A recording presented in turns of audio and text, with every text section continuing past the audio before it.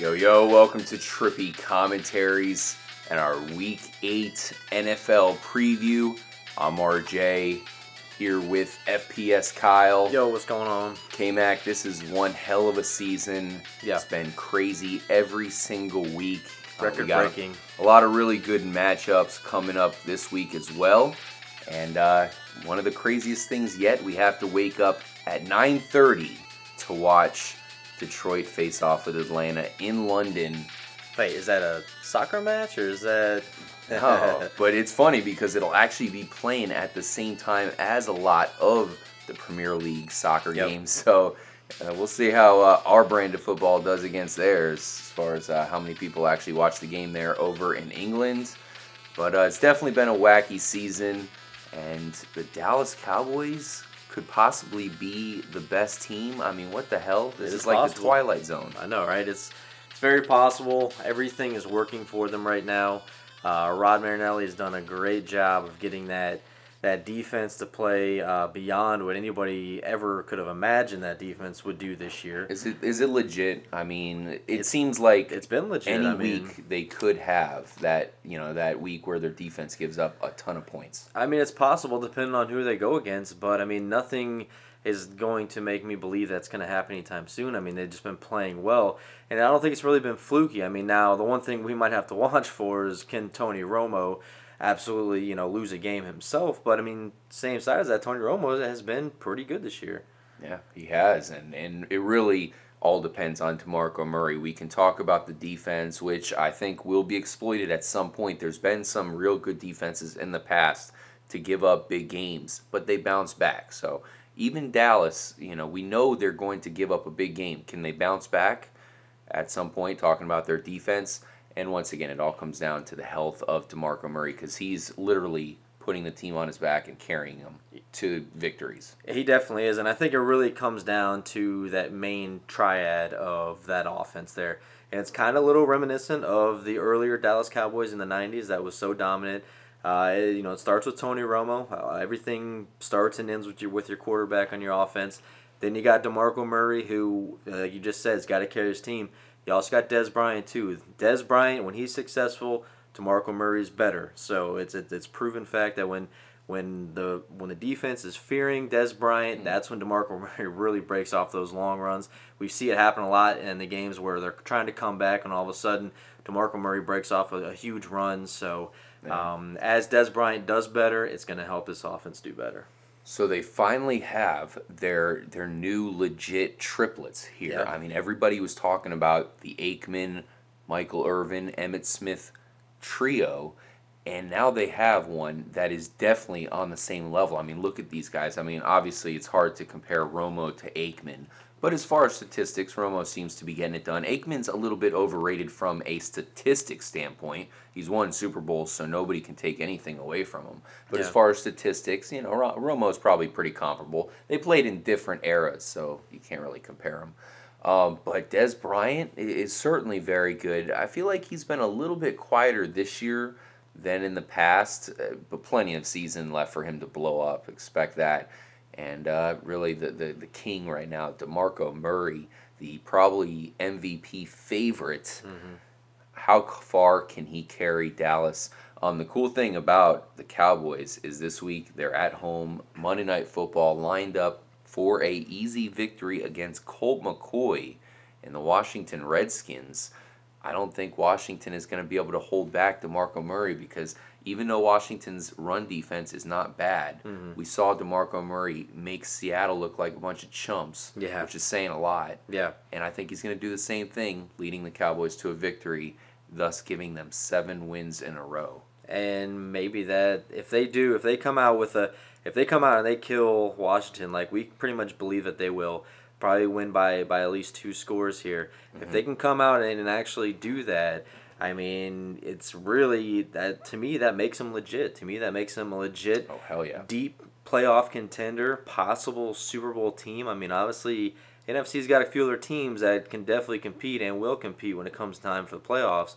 We have not said about the Cowboys in a long time. That they're this good. This is ridiculous. Never been in this conversation. Usually we're making fun of Tony Romo, fumbling the ball or throwing some crazy interception. I mean, that's generally how it is. But yeah, right now, I mean, a lot of things are coming together for that team, and it's making them definitely legit. If they keep winning, of course, everything goes well when you're winning. It's going to keep Des Bryant happy. He's not going to be in Romo's ear all the time asking for the ball. There's not going to be issues on the sideline like we've seen from this team in the past. You keep winning, everything takes care of itself, and they're really rolling right now, man. So it's hard to count Dallas out right now. Yeah. Once again, though, they're going to have that heartbreaking loss. It's all going to be about if they can bounce back. You know, you're going to fall off that horse. Can you get back on? Last guy I want to question you here about, Kyle, that maybe the X factor in Dallas. You know, we know Terrence Williams has stepped up his game, getting touchdowns in critical situations. We talked about the triplets. We know the defense is stepping up, and we know that they have the best offensive line in football. But how about this Gavin Escobar guy? I mean, is he the X factor? He's been getting touchdowns and making big plays. He's definitely been getting touchdowns. I mean, this is a guy that is going to be the future tight end for Dallas. He is very good. Obviously, he's young. He's not going to be starting over Whitney anytime soon. But he is that big guy that is that dominant red zone threat, and that is just another weapon for the Cowboys, because we've seen the Cowboys in the past kind of struggle when they get down in the red zone. They got to get a touchdown. Not this year. Not this year. Romo's got way more options, and just having another big body like that can catch the ball over the middle. He's probably gonna have some type of linebacker covering him. It's a mismatch all day, and we've been seeing it. He's been scoring touchdowns. They might only have one catch in the game, but damn, it's gonna be a touchdown. What do you think about two tight end sets? I mean, it seems like a lot of these teams that are successful, even Seattle last year, we all know they used Zach Miller, but they also had Luke Wilson, and they had a nice 1-2 combo of these guys you have to respect. Maybe that's an edge here for the Cowboys. They're able to use a two tight end format, which is not only good for the passing game, but we know add that to their already brick wall of an offensive line. This is why DeMarco Murray is maybe going to rush for 2,000 yards. Yeah, it's definitely possible, and I mean, you're always creating a mismatch somewhere when you have two tight ends on the field. Now, granted, they need to be tight ends that can catch the ball and run some routes, but if you have that, kind of like what we saw in Indy with Dwayne Allen and Colby Fleener, those are two tight ends that are very capable of running good routes, getting open, and they have the hands to make the catches. That is very dangerous when you get in the red zone, because these little defensive backs aren't going to cover them. These linebackers can't keep up with them, so they become an instant mismatch for the offense to use, and it's definitely something that's catching on. You see a lot of teams wanting to use two tight ends now. Definitely could be the X factor there in Dallas. So we're very happy that the Cowboy fans have something to root for once. They don't have to hope that they're going to be barely over 8-8 for once. This year. They have the Super Bowl on their mind. They could be the #1 team overall. And speaking of that, we are going to bust out our top 5 teams. Now that we're about at the halfway point of the season, we're going to break down our top 5 picks, or at least top 5 teams right now. And, of course, we'll give you all of our picks, including our upset special of the week, guys. So we'll cover it all for you here. All right, so let's get into our top 5 teams. This is definitely a really tough list to make up. I'm pretty interested to hear what you have as far as your top 5 is concerned here, FPS Kyle. I have, looks like 5 teams left out of the top 5, so perhaps we should have made this a top 10, because all 5 of these teams, I don't want to leave out at all, including the Seattle Seahawks. Despite them losing, we all know they're just as good as anybody, and they can beat any team on any day. But I will start it off with my number 5 team, the Baltimore Ravens. They're just too hot right now. I cannot leave them off the list. Their defense looks to be back as one of the more elite defenses in the league. Really like their defensive backs there now that Ladarius Webb is healthy. You have him and Jimmy Smith to form a really nice cornerback duo there. Matt Elam has come on real strong there at safety. So they look really good. I cannot keep them out of the top 5. And I'm going to put them in at that last spot. Number 4, I have the Green Bay Packers. Another team that might be kind of hard to put in there because they've shown some weaknesses, but right now they're too hot. You have Eddie Lacy returning to form. You add that on top of the passing game. That's ridiculous. I know their defense is slightly scary, but they still have some playmakers. and I have to keep them in the top 5, especially because since Aaron Rodgers did that little relaxed speech on his radio show, they've been on fire, and you have to pretty much take that into account. I think the troops are rallying around him. Number 3, I have the Dallas Cowboys. Wish I could put them at number 1, but because of the questions I have on defense, as I already talked about, I think their defense is going to be exploited at some point. Yeah.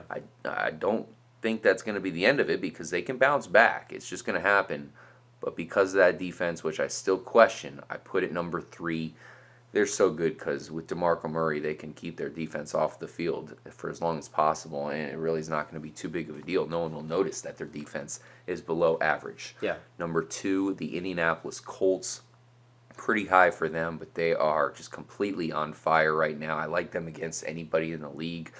Look at how good their defense played last week. It's ridiculous. They shut down Cincinnati. They put some huge hits, and now that you have that legit of a defense to back up Andrew Luck, that's amazing.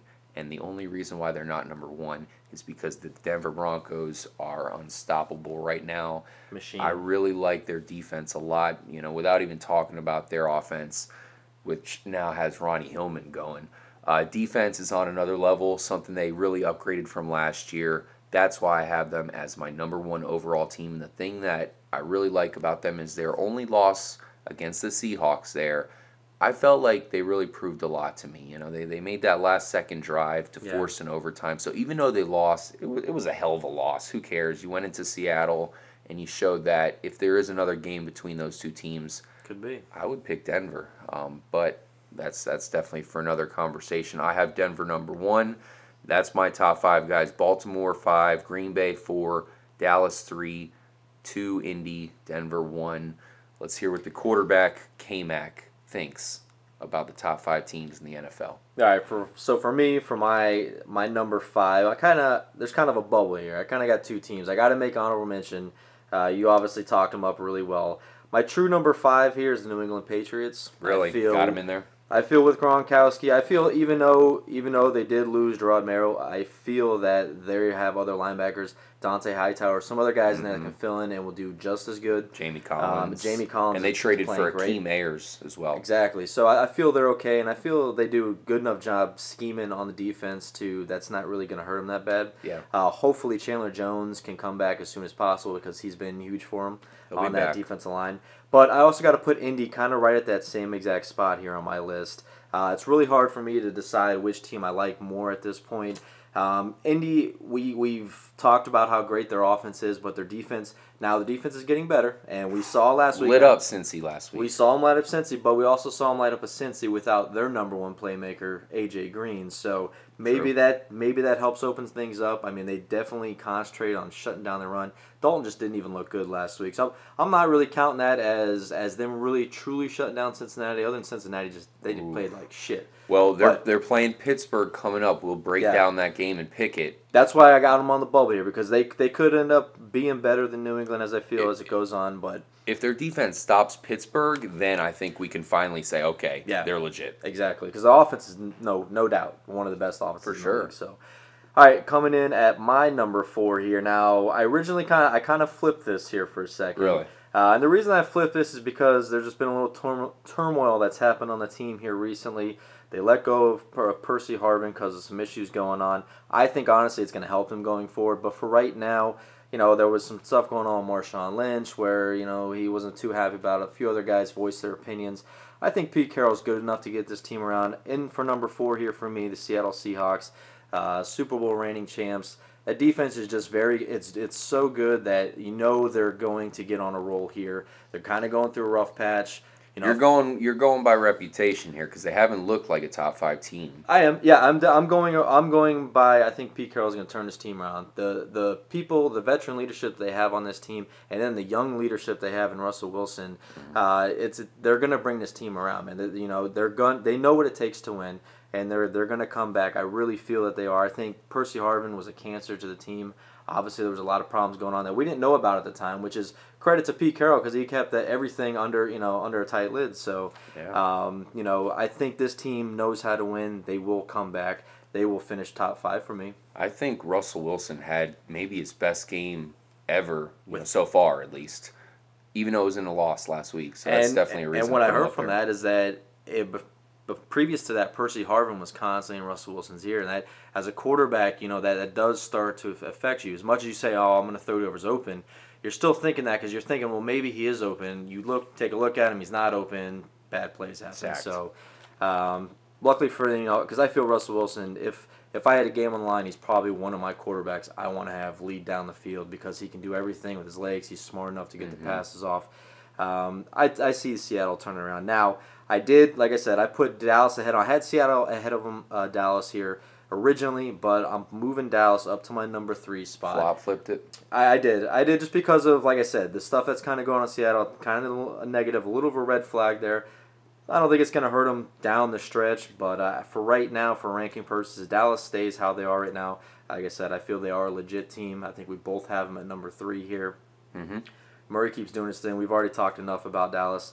So my number 2 here is definitely different from yours, and a team that you didn't even have in your top 5, the San Diego Chargers. I feel they are the number 2 team in the AFC right now. Coming off of a loss to the Kansas City Chiefs, though. That happens. Like you said, it's how they react to it. So we'll see this week on how they bounce back. All these good teams are going to have that loss where they should have won the game, but they didn't play well.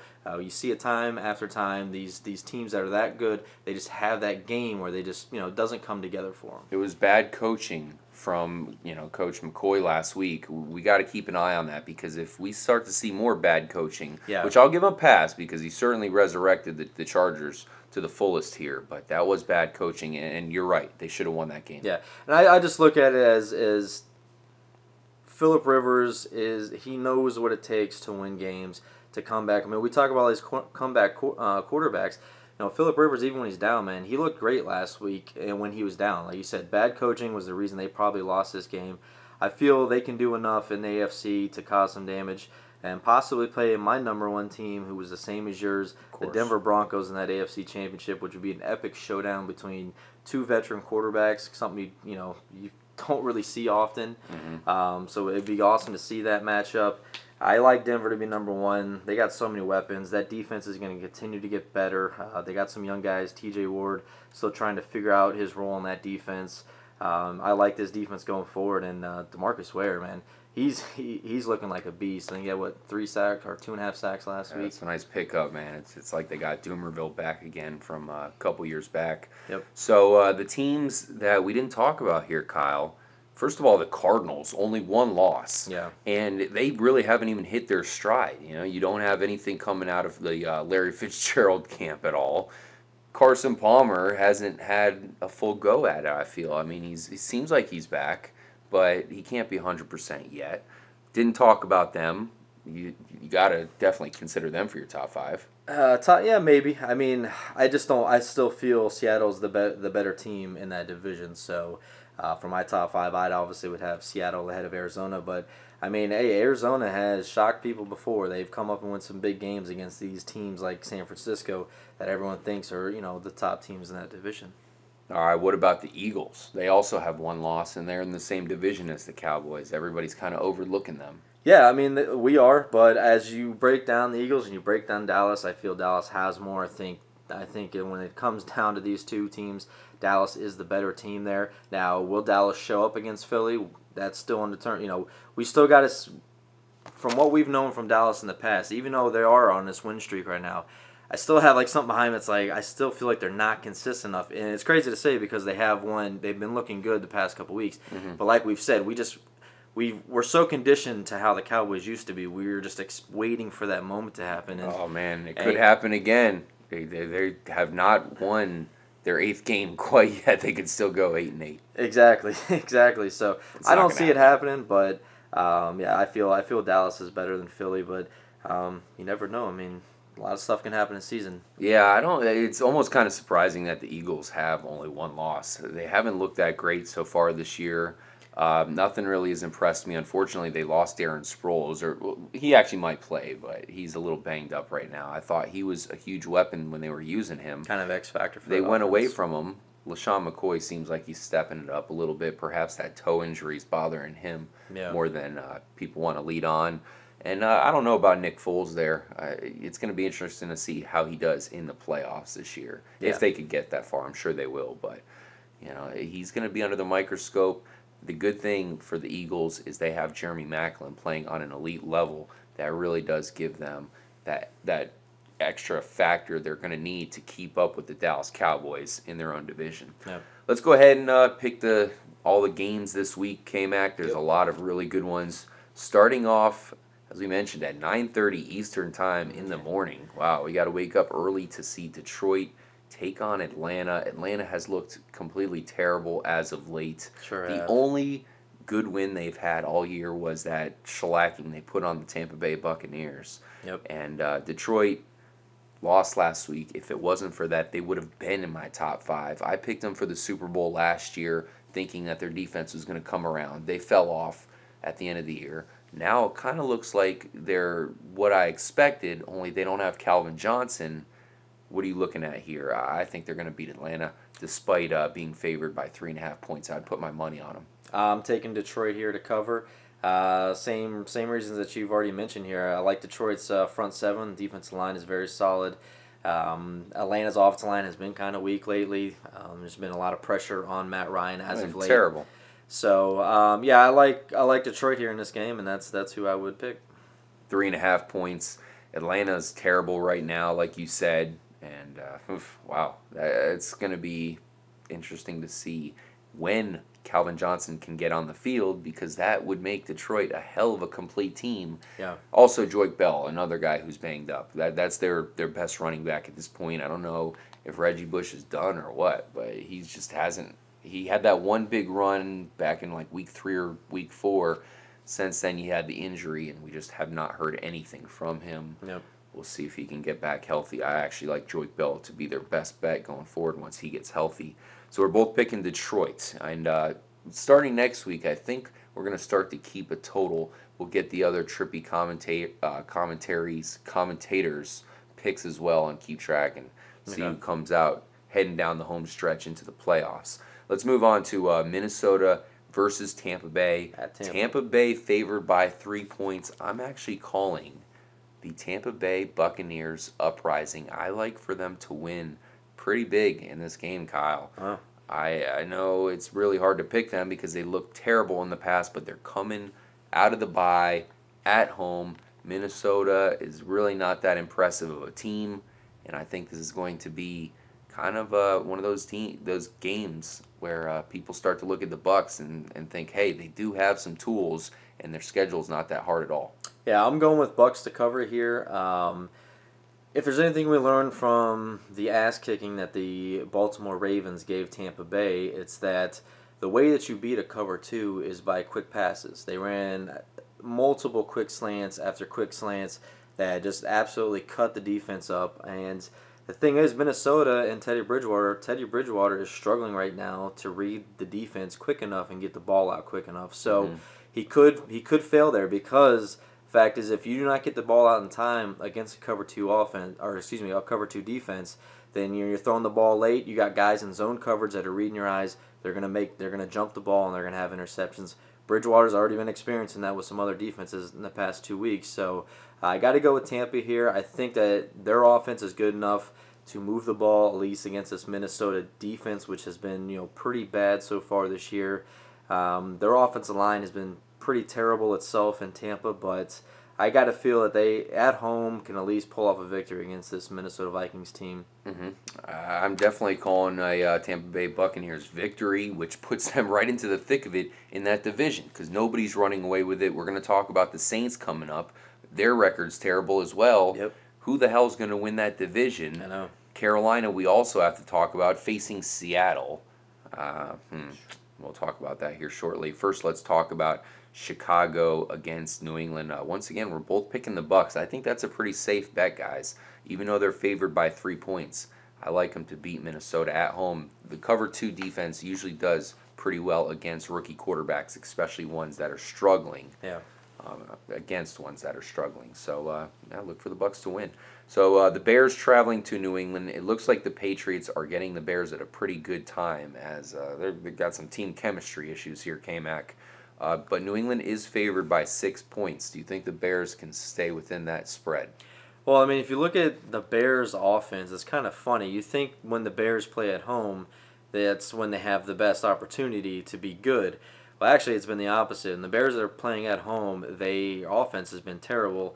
Jay Cutler's looked terrible. On the road, it's been kind of a different story. They've looked a lot better. So I think going into this game, if anything holds up from how the season has gone so far, I think Chicago has a better chance against New England. But at the same time, New England at home, they tend to show up when they're playing at home in front of their home crowd. Chicago's just got a lot of problems right now. I have New England as a team that's rolling. They're moving forward.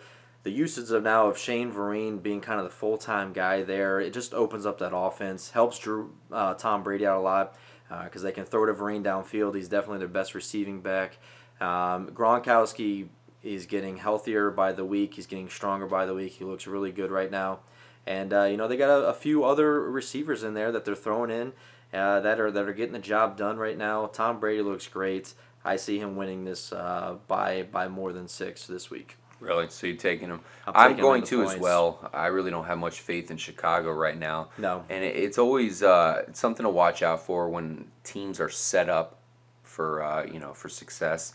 And Tom Brady, who's starting to get a roll on, he's starting to get a rhythm. Now he faces the Bears, who don't scare anybody defensively. Right. Should be another game that he can capitalize on and keep that roll going. And all of a sudden, the Patriots, is funny where early in the season, it seems like it happens every year. You panic with them, thinking that, hey, maybe this is the year they fall off, and then a little bit later on in the season, you look at their record, and they're one of the best teams in the league. Mm-hmm. It's going to happen again. How about St. Louis? They are traveling on the road. Do you think they can win on the road this week? Well, I have St. Louis actually possibly not winning, but they are. Kansas City is. They have a 7-point spread here. It's a Battle of Missouri. 7-point favorite. So. But St. Louis has looked good lately. And that's why I'm going with St. Louis and the fact that Kansas City is not going to cover 7 points. I think this game is going to be closer than that. I liked a lot of the things I saw from St. Louis last week. I felt that Trey Mason looked very explosive. Davis is hitting his receivers. I mean, he's got some weapons there, and if they start using Austin correctly, then this offense is going to definitely be able to explode. Defense is getting a little better. Kansas City, like I said, Kansas City's a fluky team to me right now. Some weeks they look good, and some weeks they look terrible. So you're not always sure who you're going to get. Mm-hmm. Obviously, playing at Arrowhead is a big advantage for them. It's a very loud stadium. It's true. So that could affect the rookie quarterback there for St. Louis. So interested to see how that plays out. But I feel 7 points right now is way too high to put my money on Kansas City. Yeah. I mean, I like Kansas City to win, but I like St. Louis to at least stay within 7 points. Yeah. And I feel pretty good about it. That is the Battle of Missouri, like we said. So I think, believe it or not, these guys are going to wake up for this. Yeah. They're probably talking about that there in the Show Me State. Yeah, exactly. It was almost a World Series Missouri battle as well. It's too bad the Giants knocked out the Cardinals, or else it would have been St. Louis versus Kansas City. That would have been crazy. And they would have been playing each other in football. Mm-hmm. Of course, even though it's Kansas City, they technically play on the Missouri side of Kansas City, mm-hmm. which is in both Kansas and Missouri. Interesting city to visit, that's for sure. Yep. So, who you taking there though, as far as the actual win? You think Kansas City's going to squeak one out, or do you like St. Louis all the way? I feel Alex Smith at home can do enough to at least get in field goal range, something like that, to win the game towards the end. I think he can get that done. St. Louis is going to have to be able to. They're going to have to stop Jamal Charles. That's the only way they have a chance in this game. That's what I'm thinking too. But we do like Trey Mason. This is a game he can get it going. I read recently in the news that Jeff Fisher is going to go with the hot hand approach. I just don't like that. It scares me. I think he proved who the hot hand was last. He gave him 18 carries. So but it's going to be on how they start in that first drive, and that mm-hmm. is what you're trying to get at here is that. That's scary because, Trey Mason was the hot hand last week. He comes out and gets shut down twice. All of a sudden, Benny Cunningham gets like a 10-yard run. Well, Benny Cunningham's going to stay in the game. So. And I just don't like that for continuity from the Rams' perspective. They need to, keep it going, keep it solid. They have a nice quarterback going right now. obviously the running back is going to be a key situation. Trey Mason just looks better when you're watching him versus Zach Stacy and Benny Cunningham. You're seeing a more explosive runner. Now maybe that's because maybe he's a little more fresh. He was inactive for most of the season. They brought him up later, so maybe that's what it is. But Seems to be the case. I just feel he is what we saw him do at Auburn last year. I was noticing some of his runs where I was like, that's exactly what he did in college, and a lot of people weren't thinking that he could actually pull off in the NFL. And I was like, he's doing it. He's running people over. He's making good cuts. I mean, I don't see why this guy can't be successful. And I mean, in this offense that, it took a guy like Zach Stacy last year, made him look legit, and now we're seeing his true colors this year. He looks terrible. Yeah, well, he looks busted up. I mean, that's what happens with running backs. We'll see how Trey Mason does. He broke all of Bo Jackson's records there in Auburn, so yeah, it's definitely got to mean something. But once again, St. Louis, as much as I kind of like them and some of the things they're doing, they're just on that fringe, and they're really not that good of a team, even though I like them to stay within 7 points against the Chiefs. The Seahawks are traveling to Carolina. The Panthers have completely fallen off, along with a lot of the other teams in the NFC South. We've been picking Seattle here recently, Kyle, but it really hasn't gone too well for us, as they've been disappointing. They come into this matchup favored by 5, and I don't think they can cover the spread. I like them to win. I think it's going to be a close game, but for some reason I just don't trust Seattle to break away from anybody, or at least anybody that's not completely terrible, which you could say about Carolina. It's kind of tough to make an argument for them at this point, but I look for Cam Newton to keep it close. This is a tough game to pick. It is. I think it is in Carolina, but I feel this is a bad matchup for Cam Newton for this week. Now, Cam Newton he's got to be going in this game knowing that he must run the ball against this defense in order to be successful. Obviously, they're missing their key component to their captain to that defense there, in Wagner. So without Bobby Wagner right now, he's got to think that, hey, I don't have that guy running me down. I can possibly get away. We'll see what the other 2 linebackers that are filling in right now can do.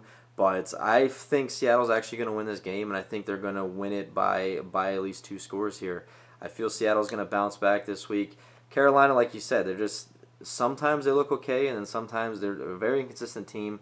Their passing game, they're relying on Kelvin Benjamin, who has definitely stepped up. He's doing great for a rookie season, but if he's your biggest weapon on that on that offense going against this Seattle secondary, Cam Newton's going to have a hard time finding guys to throw to. Sherman will completely shut down Benjamin, no doubt.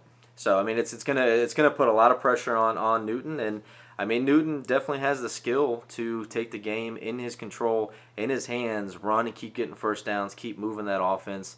He's got the opportunity to do it. We'll just see what we get out of Cam Newton. And everything is kind of setting up perfect for that, because we were talking about last week how we thought Cam Newton was finally getting healthy. But I just feel this Seattle defense is just too much for what Carolina has, and it's not a good matchup for them this week. Yeah, I mean, I would pick Seattle to lose a lot of matchups, but against Carolina, not at all. I think this might actually be one of those games where Seattle gets it going again. Yeah, because I mean, Carolina's defense still is not, it's still not terrible. coming around. They're not looking good at all. They look terrible. It's gonna be interesting to see it's a pretty interesting matchup, but I'm putting my money on Seattle this week. Yeah, and like I said, I think Carolina is actually going to keep it close despite the Seahawk win. Tough week to bet on with some of these matchups because of how I kind of like certain teams to win despite not covering the spread. The next matchup is actually going to be my upset special. This is my guarantee pick of the week. I'm saying pick Buffalo, given the 3 points. They're on the road against the Jets. K-Mac, I have a feeling you might disagree, but I really like the Viper Kyle Orton here to pretty much go into the Jets, who have a lot of commotion going on right now with Percy Harvin. Nobody's talking about Kyle Orton. He's going to go in there and steal one. Don't have any of their top 2 running backs. I don't think they're going to need them. They're going to incorporate Anthony Dixon in a Fred Jackson-esque role, Bryce Brown as the C.J. Spiller, and I think Sammy Watkins is going to have success in this game, because Kyle Orton at least knows how to feed the best player on his team.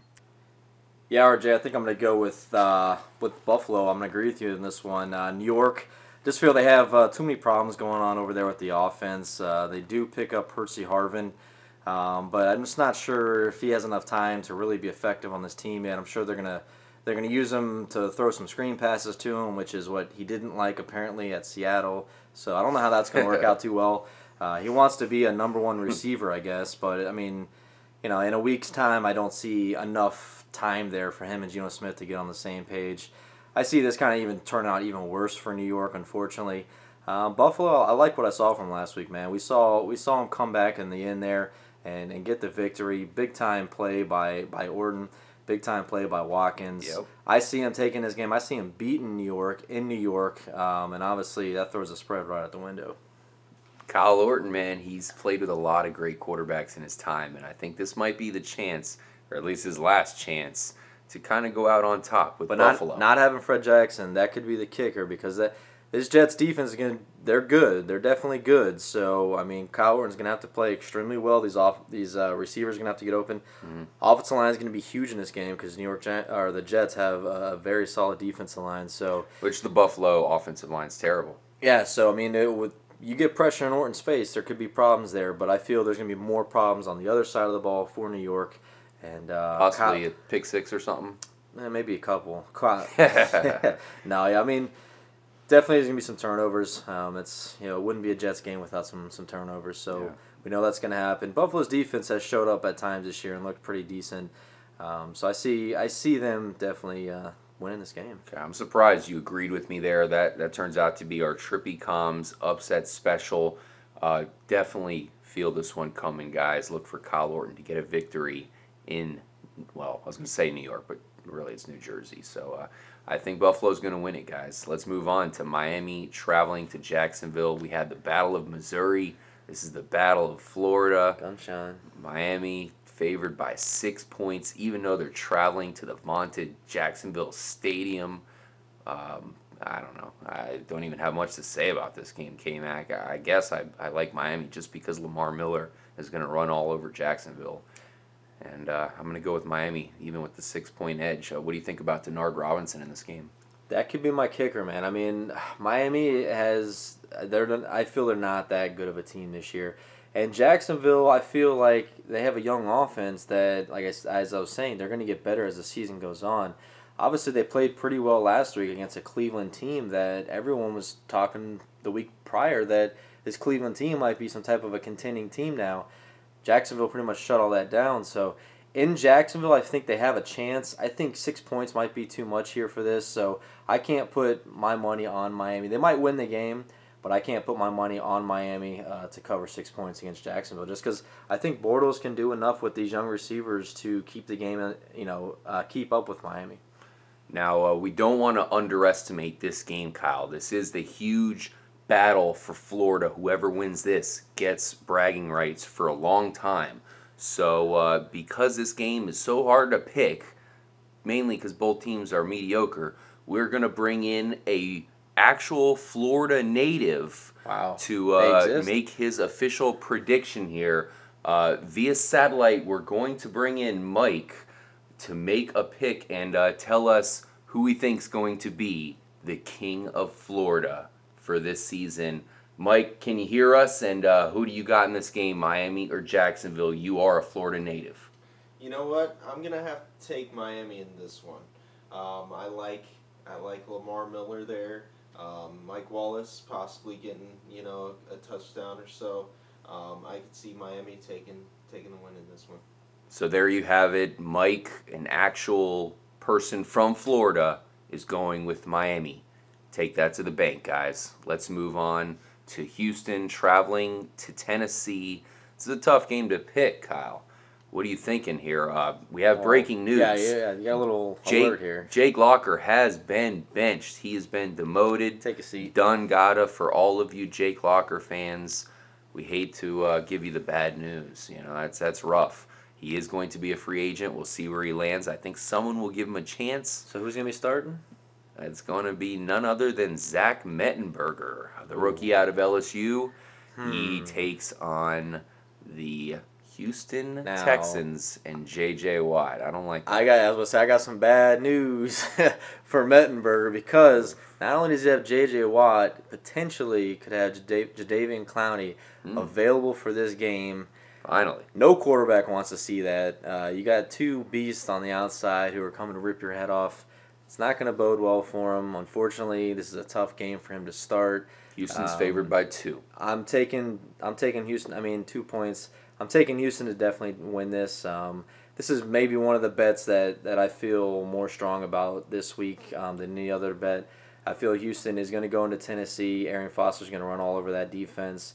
And Houston's going to get the victory. Expect a big game from Mr. Andre Johnson, too. Yeah, I agree with you. FPS Kyle, got to take Houston. Only given 2 points. I look for that to change now that the quarterback That's has exactly. changed. We might want to get that bet in here. Yeah, quick. Let's quickly fly out to the Luxor, the giant pyramid in the middle of the desert there. We'll put some money on Houston before they crank that up. In fact, it's probably off the books as we speak, as that news has just come down the pipeline. Jake Locker, I think we'll get another shot, but it's really hard to be optimistic there. Baltimore, looking like a really good team right now. They're traveling to Cincinnati. A lot of people were touting Cincy as the #1 team in the league. They've really fallen off without A.J. Green. Despite that, they are favored by a point. I'm going with Baltimore on the road. K-Mac, what are you thinking? It's tough, man. This was my hardest. As you can see here on my list, this is the one I have not filled in yet. It's blank. It is. This is my hardest matchup because I'm not really buying into what Cincinnati did last week. I felt it was just a bad timing for everything on that offense. Obviously, not having AJ Green's not going to help. Their defense is fucked up though, and the defense has got some injuries going on and some other problems. Baltimore, on the other hand, has been on a damn roll, looking good. Flacco's looked good. Forset's looked good. I like everything that's going on. Obviously, Steve Smith Sr., who we've been talking up here at Trippy Commentaries since before the season started. Don't forget Owen Daniels, who we said would really break out, after the Dennis Pitta injury, and he looks like a natural fit. Yep, exactly. So this is a tough matchup because Cincinnati has a lot of weapons there, and I know they can keep up with Baltimore, but for Baltimore to go on the road and beat Cincinnati is not easy in itself. But given that, I'm going with the hot hand. What have you done for me lately type team. So you're going with Baltimore as well? Baltimore to beat Cincinnati. And Cincinnati is as hard as and weird it is to say that, because how we were. It's like our opinions of Baltimore have changed, 180 really fast. So.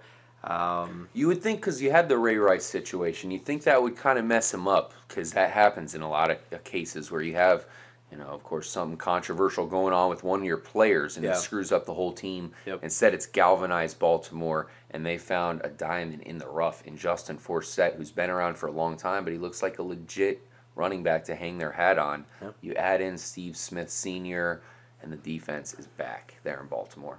Let's move on as we're both going to take the Ravens on the road in Cincinnati. The next game is Philadelphia traveling to Arizona. K-Mac, the Cardinals only have 1 loss, just like Philly. So this is a hell of a game. Yep. The Cards come in favored by 2.5 points. Really want to hear what you think about this one. I'm taking Arizona at home. I'm taking them to cover. I think if they do cover, it's probably going to be 3 points. I don't know if they're going to win this by a touchdown, but I do like Arizona. Carson Palmer, he's got another week here to get healthier. He's got a lot of weapons in this offense. All of a sudden, this Arizona offense is looking like legit offense with Carson Palmer. Mm-hmm. Michael Floyd he took a big hit without having Carson Palmer in there. With Carson Palmer in there, he seems like he's kind of coming back into the Michael Floyd that we were expecting to have this year. Obviously, Larry Fitzgerald, enough can be said about him. He's still playing at a high level when they get him the ball. And, and Ellington now, with the emergence of Ellington being able to be that every down back right now, is definitely helping out Arizona. They're able to control the clock, move down the field, keep that Philly offense off the field because Philly's going to want to try to set the pace to this game. Arizona's got to do the opposite. They got to really slow it down and control this clock, and I think they will. I think at home they have a good chance here to cover the spread. Yeah, I agree with you. I mean, 2.5 points is not that much. Arizona's a pretty solid team, especially with Carson Palmer in there. They're pretty well complete here. I feel like Philadelphia, it's almost surprising that they only have one loss. They should have some more losses in there because they haven't been that impressive. And this is a natural spot for a loss because they are going to lose to the Cardinals, and I don't think we're really going to take much away from it. We're going to say, hey, good luck going into that stadium and winning. You know, it's not an easy thing to do. Even the Denver Broncos would have a tough time doing it. So I think it's not going to be too bad of a loss for Philadelphia.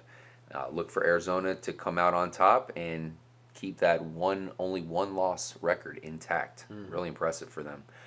Indianapolis versus Pittsburgh. This is a huge game. Indy comes in favored by 3. They look very hot right now. If Pittsburgh loses this, it's code blue. I mean, they're kind of falling off here, Kyle. Their defense is not good at all. I think it's more of a code blue for Indy if they don't win this game against Pittsburgh. If we want to talk about Indy being one of those top 5 teams, if they can't beat Pittsburgh, they're definitely dropping down on my list at least. I think Indy's going to come in here. They're going to go into Pittsburgh. They're going to beat them. They're going to beat them pretty good. Okay, so you think they're going to win? I think Indy's going to win. I think they have to win. I think as trying to be a contending team, they need to be able to beat a team like Pittsburgh. You need to be able to go on the road because guess what? They're probably going to have to go on the road to play a team like Denver. So you need to be able to go on the road and beat a team like Pittsburgh, who really has struggled this year. Even the games where they have won, there's still times where you're just like, wow, this team is not clicking on all cylinders. The defense looks terrible at times. I see T.Y. Hilton being able to get open constantly against his Pittsburgh secondary, and Andrew Luck's going to do his thing. And Pittsburgh, they got issues right now, man. They got to figure out what's going on. But I'm going with my money on Indy this week. Yeah, this is a pretty easy pick, guys. I mean, just look at this. Indy, like you said, Kyle. Indy is going to have no problem getting the ball to T.Y. Hilton. They're going to try to put Cortez Allen or somebody on T.Y. Hilton. That's going to be a joke. Yep. Definitely look for Andrew Luck to do whatever the hell he wants. We want to see another big game out of the Indy defense to prove itself. We should see that, Kyle, because you have a great cornerback in Vontae Davis. He's going to eliminate Antonio Brown as much as possible. It's hard to eliminate the guy, but he's going to take him out of the game. For the most part, I'm sure he's going to have maybe 3 or 4 big plays, which is going to be a lot. Yeah. But they don't have any other receivers there. They have the rookie Bryant. Wheaton has disappointed us. Yep. But it's going to be tough for them to get open against what looks to be a solid defense. And if there's one guy you can compare Le'Veon Bell to, it's kind of Giovanni Bernard. Giovanni Bernard got shut down completely in the most... the biggest way possible last week. I mean, how could you see Gio getting shut down that much against even the best run defense? Indy pulled it off.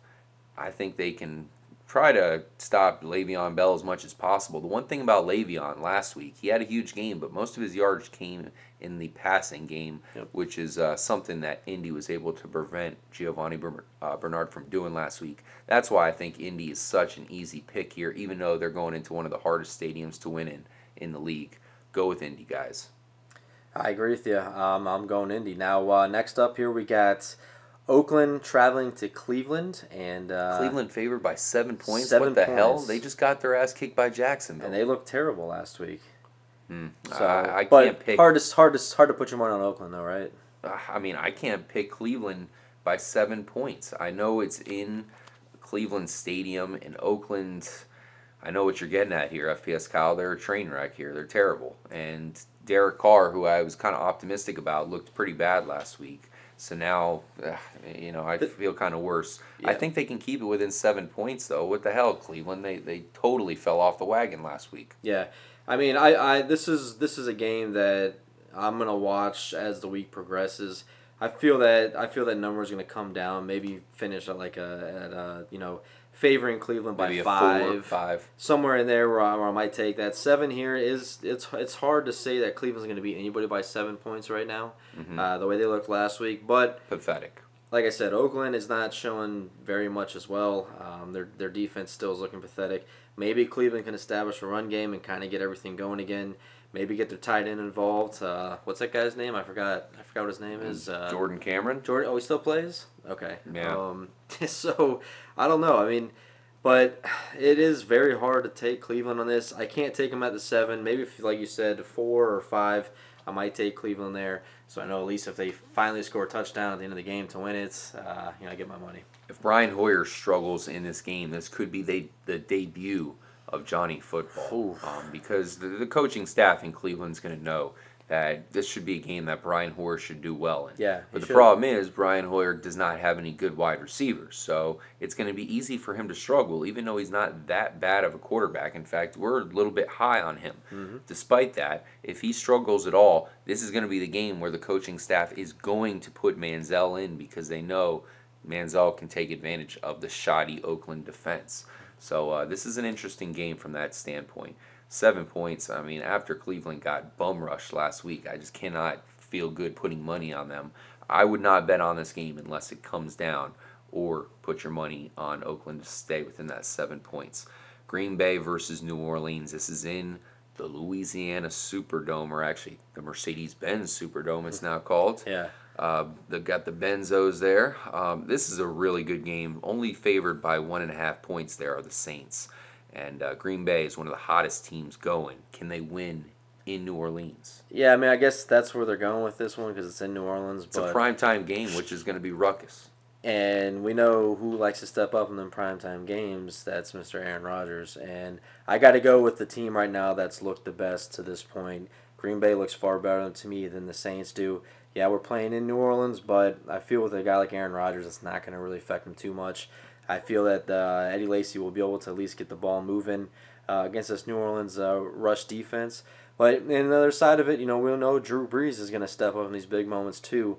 Fortunately for him, he doesn't have his number one target there in Jimmy Graham. He does, but it's just like we don't know 25% of them or something. Right, so we don't know what that even means because last week it meant nothing. So yeah, diversion tactic. Yeah, pretty much. I mean, if he can get in the red zone, that's definitely key because right now, take Colson out of the game, the Saints are having a hard time finding a guy to throw to who's going to make a play and score a touchdown. So we saw Kenny Stills last week get behind a secondary, so maybe if that can happen. But, I mean, this Green Bay secondary's got some pretty good players in it.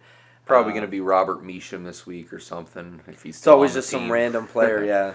But it's funny how much they value Jimmy Graham to where even if he's not going to catch the ball, they're still willing to throw him out there because defenses have to pay attention. I mean, I remember against the Bucs, we were watching that game here at the Trippy Commentaries War Room, and Jimmy Graham could clearly not even lift his his arms. He was walking around like Frankenstein or running around like Frankenstein, but the Saints kept him out there just for the sole purpose that the Bucs would have to guard him. They even threw it to him once, and of course he didn't catch the ball. He couldn't even hardly move his arms, but that's how much they value Jimmy Graham. So that's why I think you'll see him play, whether he catches the ball or not. It's going to be interesting. It's how much the defense respects him. This is the game of the week, though. This is a monster game. Very well-matched teams. I think whoever is the most successful team in running the ball will win it. And because of that, I think Eddie Lacy is going to do better. Look for Jordy Nelson to have some big plays. Randall Cobb's been an absolute beast.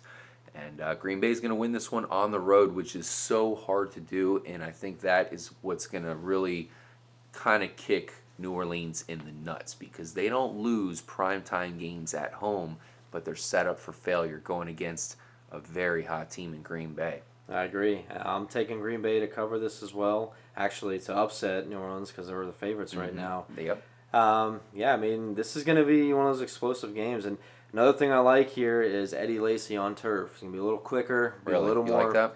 Be a little more decisive with his cuts. Yeah, you get these big running backs on turf, man. They're a little bit quicker, man. That's just enough for them to get to that hole and get on that secondary, and that's it's a game of inches. So Eddie Lacy's just so hard to tackle. So to me, it's more about the Packers passing to set up the run. So they'll get the huge plays, like I said, with Jordy Nelson. That's going to open up the easy lanes for Eddie Lacy, which is perfect for him because he doesn't have to make cuts. The way he makes the first tackler miss is by running over them. And I look for that to happen. He's going to pretty much be the featured back the whole time because Starks is banged up. So that's not a good thing for the Packers. It's though. not a good thing. James Starks Yeah. was It's not a playing good thing better for the than Eddie Packers, Lacy. but I feel maybe if they keep Lacy out there the whole time, maybe he gets in that groove in the third and fourth quarter and really opens it up. Possibly. Let's go ahead and move on to the last game of the week. Monday Night Football. Dallas taking on their bitter rival, the Washington Redskins. Now, this would be a better game if Washington had a decent quarterback to throw out there, but they're throwing Colt McCoy out. Not terrible, but he's kind of noodle-armed. He's not going to bomb it or nothing. And this is just setting up for a Dallas Cowboy victory. DeMarco Murray cannot be stopped. Yeah, I mean, McCoy came in last week and looked good. He came in, he pretty much had the only offensive production for the team because Cousins looked terrible, and McCoy came in and looked, somewhat decent. So we can see if that carries over, but I'll put my money on that. He's Dallas, slightly underrated. Yeah, I mean, we've talked enough about Dallas in this video. I mean, Dallas is definitely, they're going to win this game. But they're favored by 9.5 points. They're favored by 9.5. I think they're going to destroy them. This is a rivalry game. Obviously, they don't like Washington. Washington does not like Dallas. They're going to want to run up the score against Washington. These two teams do not like each other at all. So I don't worry about that spread. I think Dallas is gonna destroy them. It's too bad Washington is this bad because this was such a good rivalry back in the day, but now it's pretty miserable. And I agree with you, Kyle. I think Dallas is gonna want to kind of make an example out of Washington by whooping their ass on national TV, and that is going to be the game that everybody's gonna finally feel comfortable with saying Dallas is an elite team and possibly the best team in the NFL. I mean, if Dallas can go ahead and complete the victory at home against Washington and Colt McCoy, set up for them on a tee for them to come and drive, get the victory, and let's say Denver gets a big victory. You guys, I'm sure, already have watched that game. Hopefully it was a good one. We're anticipating it here at Trippy Commentaries. We'll be getting together to watch the Thursday showdown between San Diego and Denver. But I think Denver will win that one. You guys already know, I'm sure. If Denver comes out on top and Dallas comes on top in these primetime games as expected, that could be setting up for what would be an epic Super Bowl. I would love to see that. Denver and Dallas would be amazing. Can Tony Romo continue this season? Just don't fuck up. Oh boy, don't pull a Romo. Yeah. Oh. Thanks for joining us, guys. Take it easy. I'm RJ for K-Mac. As always, stay trippy. Holla.